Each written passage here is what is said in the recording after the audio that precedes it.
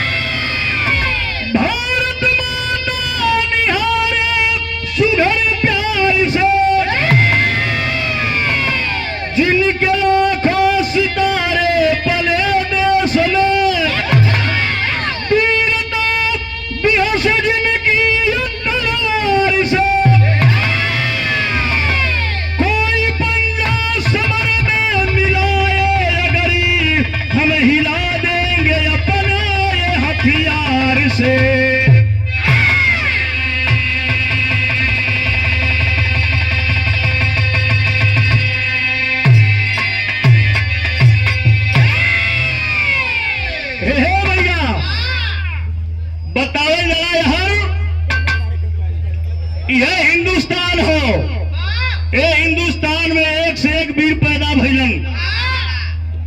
कोई तलवार से लड़के अपन पौरुष दिखौले, तो कोई बंदूक, कोई तीर से।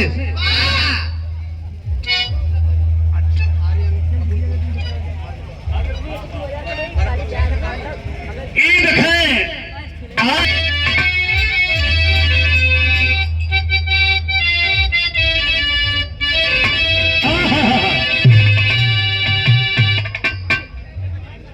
बहुत बढ़िया उहे गजल बा कि यार केसरी के गंधी लेके। बड़ी पुरान गजल या अब तई गवैया गौता ना हुआ, अब तो वह ताम झाम गावत हुआ। या हमारे कवि श्री मुखराम निषाद जी जो कि कटैया जलालपुर के कोलाहलगंज के पावन मिट्टी से जेकर लेखनी के आज हम प्रस्तुत करते हैं। कहना हो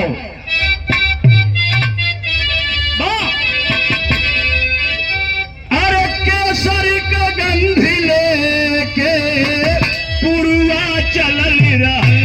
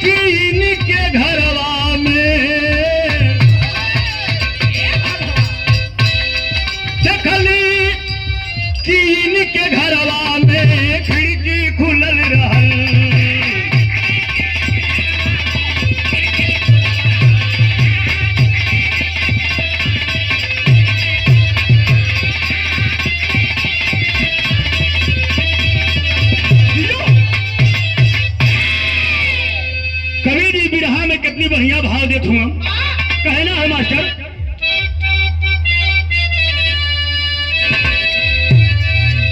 कि अरे आंचल में करती,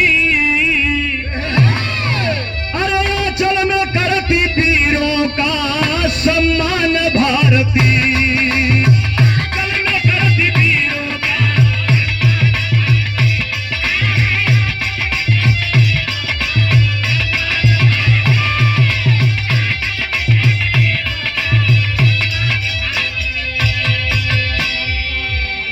आंचल में करती वीरों का सम्मान भारती।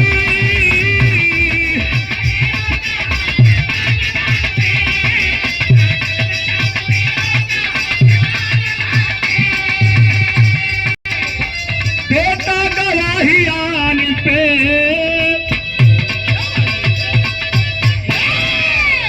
अरे देता गवाही आज भी बलिदान भारती।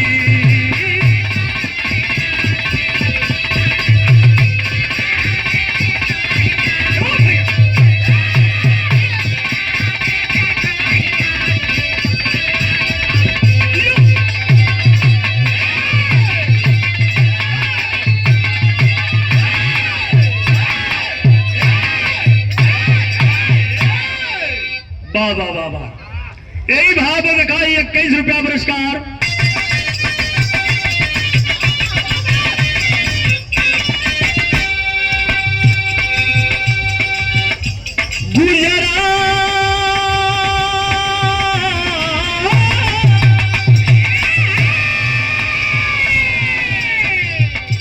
गुजरात या चंडीगढ़ के जयंत सिंह थे प्रभारी, बेटी दुलारी प्यारी जिनकी छन कुमारी।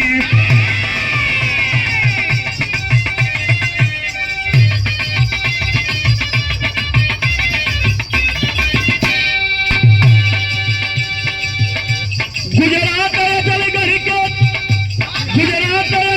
के जयंत सिंह प्रभारी,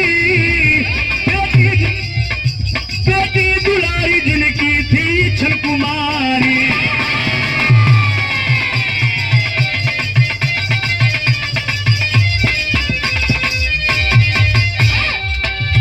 हुस्नों का हूर नूर लेके बेस चांदनी, हुस्नों का हूर नूर लेके बेस चांदनी। पागल हुआ है भीम देव सुन के नाजनी।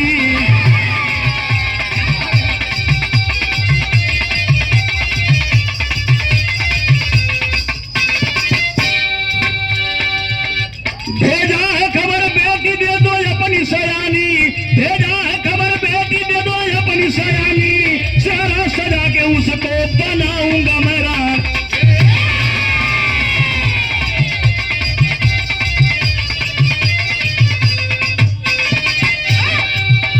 पानी पे पानी दार, पानी पे पानी दार तो अंगार हो गया, पानी पे पानी दार तो अंगार हो गया। बेटी ना देंगे बाजी तबले चार हो गया।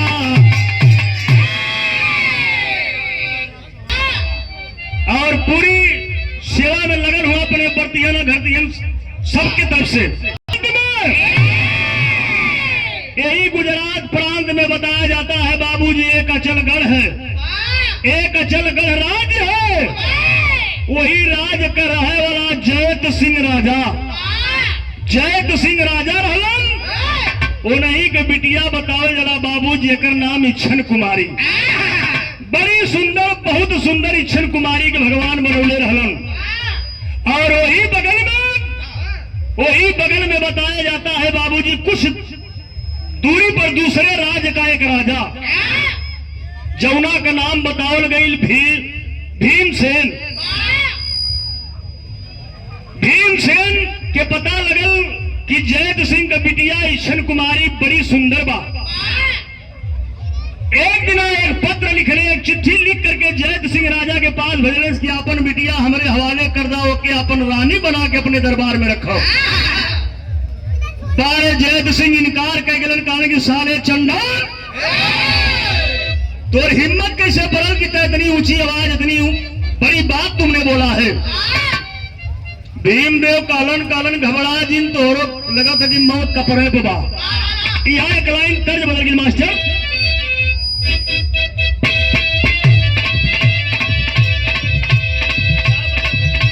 लाइन हो, अरे अच्छा सिला दिया तूने मेरे प्यार का, अच्छा सिला दिया तूने मेरे प्यार का, प्यार नहीं लूट लिया घर यार का।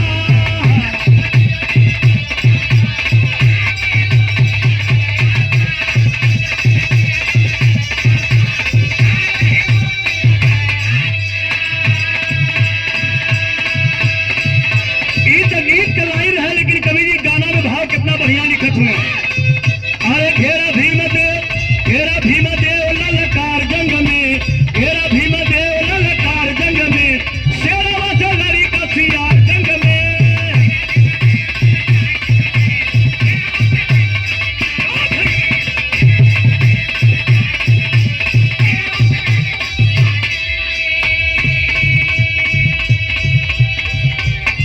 भीम देव घेरा ललकार जंग में, अरे भीम देव घेरा ललकार जंग में, अरे शेरवा से लड़ी का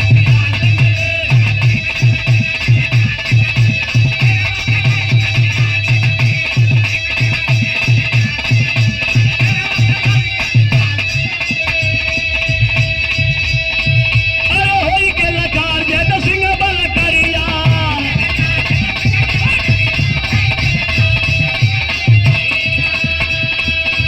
अरे भेजा जमेर सुन देव के खबरिया।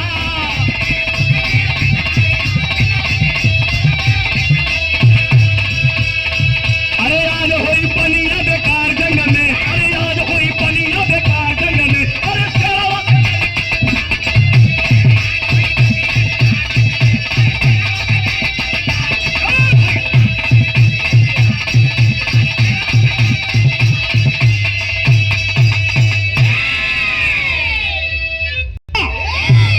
बताओ जरा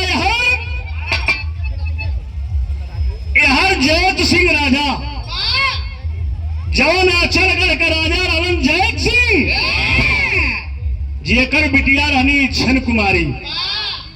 जब भीम देव जो टाइम चिट्ठी लिख के भेजने की आपन बिटिया हमरे हवाले कर दो के रानी बना के अपने राजमहल में रखो। राजा जयत सिंह के बतिया बड़ा नागवार लगल, कहे कि सारे चंडाल। बताओ जरा जयत सिंह राजा कहाँ चिट्ठी लिख के भेजलन? अजमेर में चिट्ठी लिख के भेजलन। केकरे लगे? राजा सोमदेव के लगे।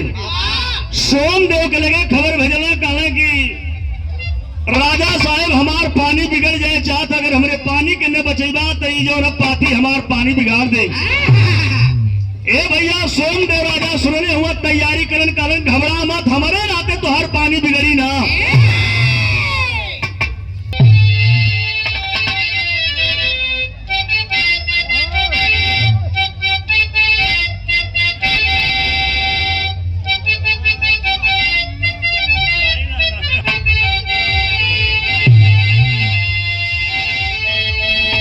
तनी मन से लाइन सेवा, लाइन सेवा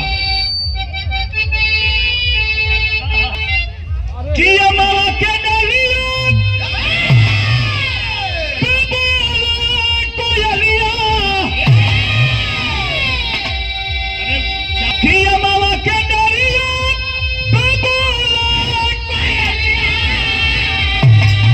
अरे मोरा बोलेला बिहारी बलम चाँद बदरी से झाके, बलम चाँद बदरी से झाक, मारे लाल दरिया से बात, बलम चाँद बदरी से झाक।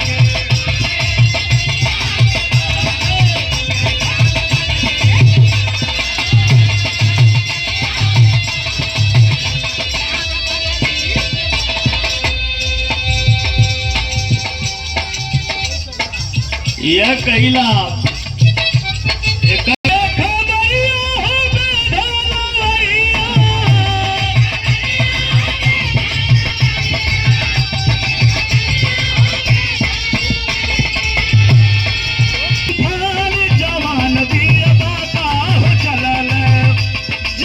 नबी अबा का हो चलल साजे धन सिहर के बात।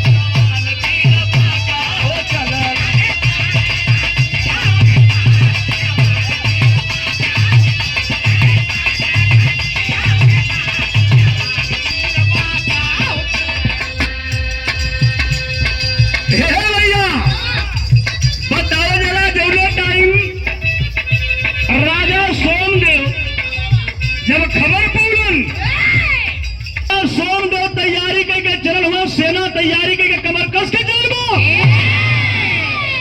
जब सेना पहुंचल है बाबूजी बताओ जनाब अचलगढ़ में, तो कभी जी वहां का लाइन काल गए करके फिर बदल गए।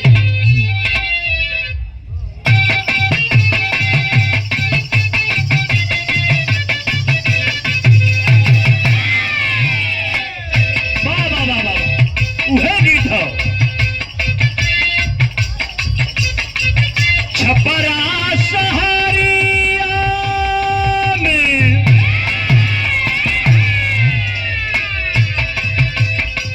छपरा सहरिया में बिकला चरखा देवर मोर जोगी भैला।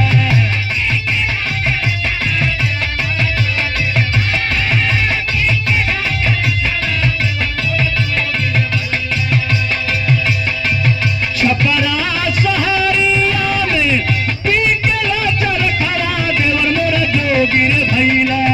चरखा हो मना डाला रे दार देवर मोरा जोगी भैला।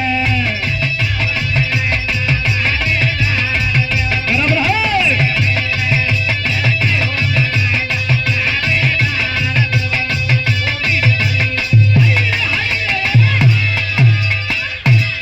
ए भैया मास्टर साहब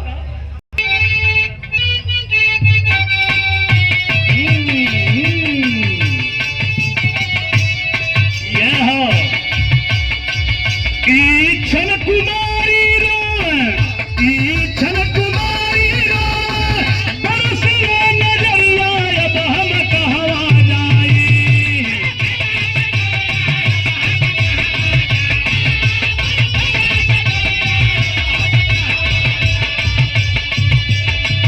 बाजी ले है पानिया उतार अब हम कहवा जाई।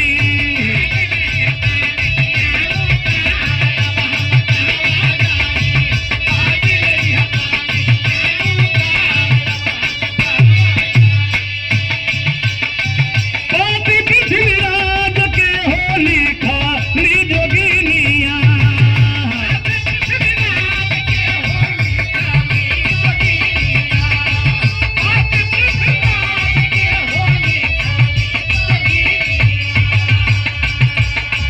दिलवा से तोहके चाहे तोहारो ही रानिया।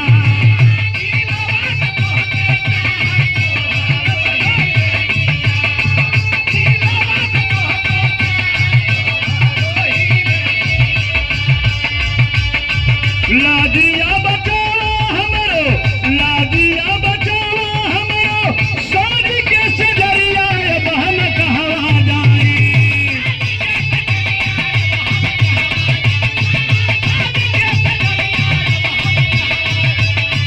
पानी के सजानावा हमार अब हम कहवा जाई।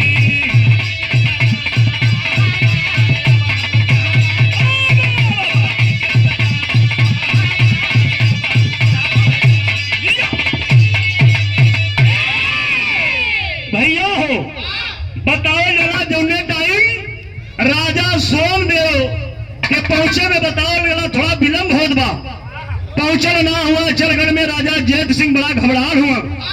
वही टाइम बताओ जरा इच्छन कुमारी जौन जैत सिंह के बिटिया इच्छन कुमारी रहली, रोत ही अपने राजमहल में कालीन की आज हमार मान सम्मान बिगड़ जाए चाहत बा। ई पापी भीमदेव माने वाला ना बा, चढ़ाई कैले बा। और यार भीमदेव चढ़ाई कह के बताओ जरा अचलगढ़ पे राजा जैत सिंह के बंदी बना ले लो। और जब बंदी बना ले लो सो बाबूजी तो बताओ जरा बंदी के दौरान लड़ाई लगल बा। वो लड़ाई के मैदान में बाबूजी बताओ जरा राजा जैत सिंह का गर्दन काट दिलन। इच्छन कुमारी आज पाती लिखत इनके के पृथ्वीराज चौहान के, पृथ्वीराज चौहान के पत्र लिखत इन कालीन की अगर आज मौके से अगर ना आइला, आज मौके से ना आइला तो आज तो हमारे बाबूजी का गला काट कलश पापी या हमरो पानी बिगाड़ दे। बारे पृथ्वीराज चौहान सुनने हुआ बताओ जरा बाबूजी नारी के प्रति नारी के प्रति इतना सम्मान को लेकर के आज पृथ्वीराज चौहान चढ़ाई के लिए हिमाचलगढ़ के लिए भीमदेव के ऊपर चढ़ाई के लिए बोलन भाव टेरी कर मास्टर।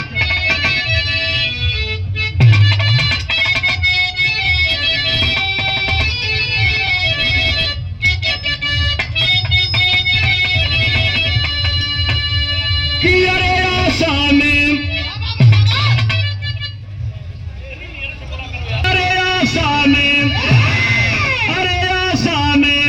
झंख माली केसरी अरे एगो पिता मरो एगो सिंदूर की लाली ये हो लाली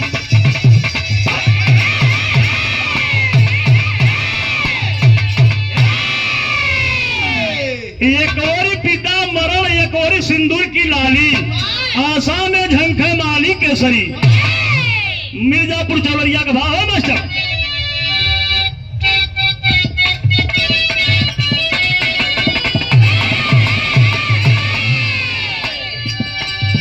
अरे बारी बारी अरे हो मोरे रामा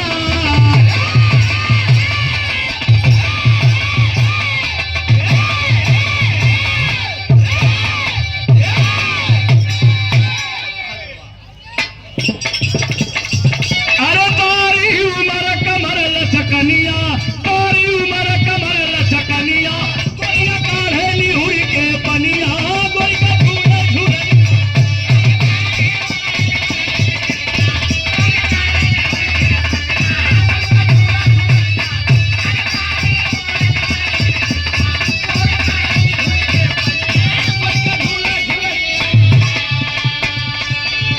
ए भैया नारी का अपमनवा सुन के नारी का अपमनवा चलो के सारी हो जवनवा सब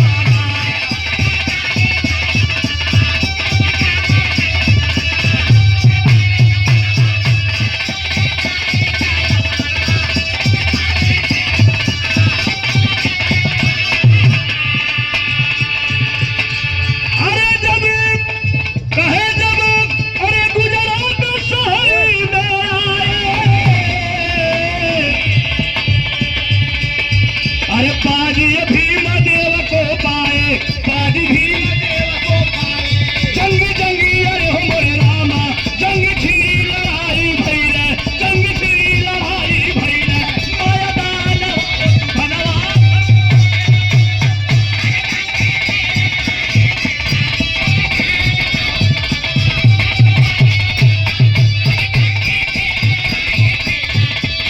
घड़ी घड़ी तेगा बाजे अरे खुनवा की धारा को सागे खुनवा की धारा को मरग भीम देव गई मनवा मरग भीम देव गई मनवा मिल माटी में हो सपनवा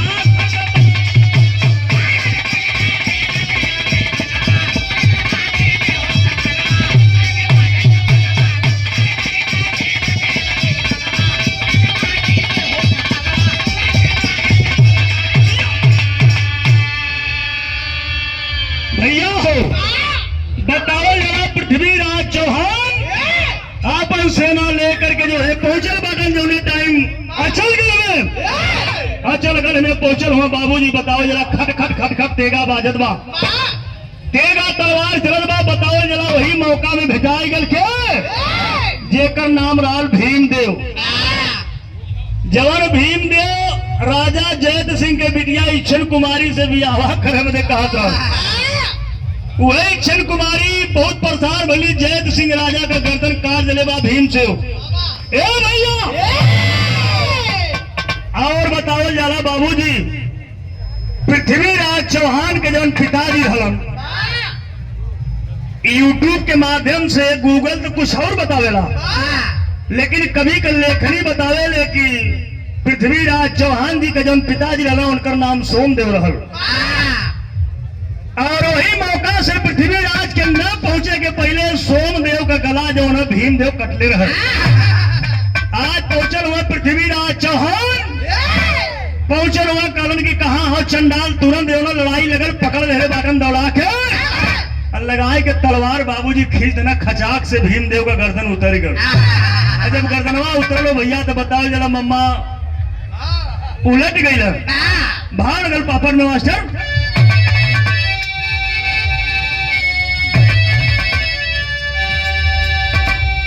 अरे गिरा कहे गिरा अरे समर में भीम देव अन्यायी पानी जाई ना। अरे गिरा समर में भीम देव अन्यायी पानी जाई ना। अरे दिया केसरी विजयी बिगुल बजाई पानी जाई ना।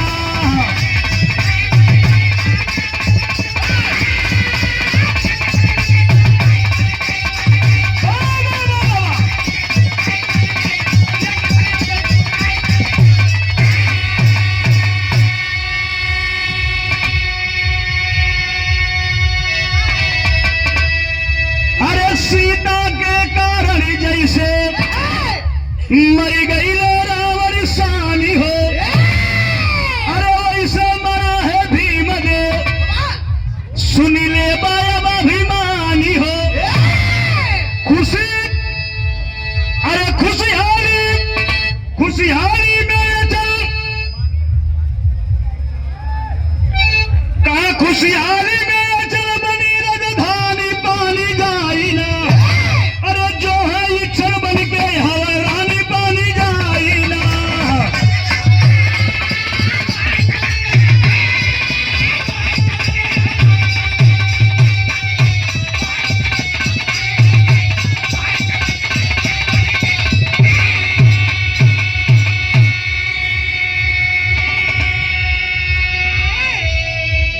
भैया हो बतावल गए जैसे रावण कितना बल रहा है। 10 बुद्धि का राजा था, 10 शीश 20 भुजा और 10 उसके पास 10 बुद्धि थी रावण के पास। लेकिन एक नारी एक सीता के कारण उसकी 10 बुद्धि कहीं काम नहीं की। अंत दुर्गतवा रावण इस दुनिया को छोड़ करके चला गया मर्यादा पुरुषोत्तम राम के द्वारा।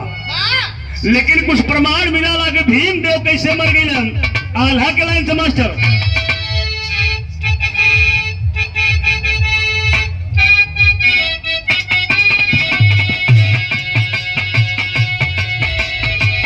जैसे दास भैया कारा द्रौपदी करनवा भैया।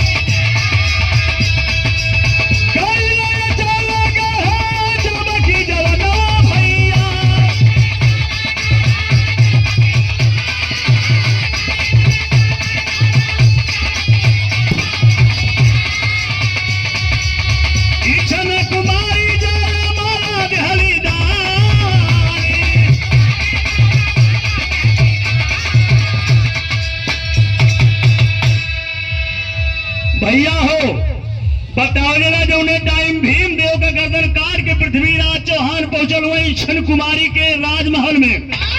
इच्छन कुमारी बैठ के रोवत बा अजौने टाइम पृथ्वीराज चौहान के देखने से बाबू पार इच्छन कुमारी खड़ी हो जाती है हाथ जोड़ करके कहने की बड़ा देर कैला बहुत देर कैला आवेदन। आज हमारे पिताजी का और आपके पिताजी का गला भीमदेव काट दिले बा। हमार मान सम्मान बिगड़े वाला रहा लेकिन बहुत मौका से आके हमारे इज्जत के बचौला। तो बिरहा के आखिरी लाइन मास्टर साहब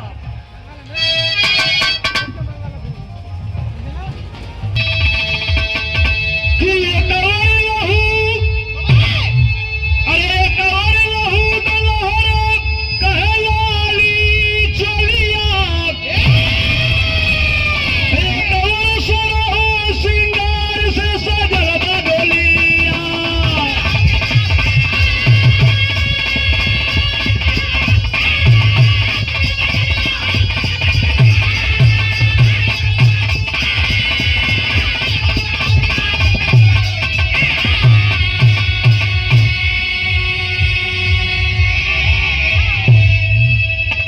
भैया हो बताओ जरा, पृथ्वीराज चौहान इच्छन कुमारी के साथ शादी करके विवाह करके बताया गया इज्जत के साथ अजमेर की धरती पर लियावे के काम कैलन।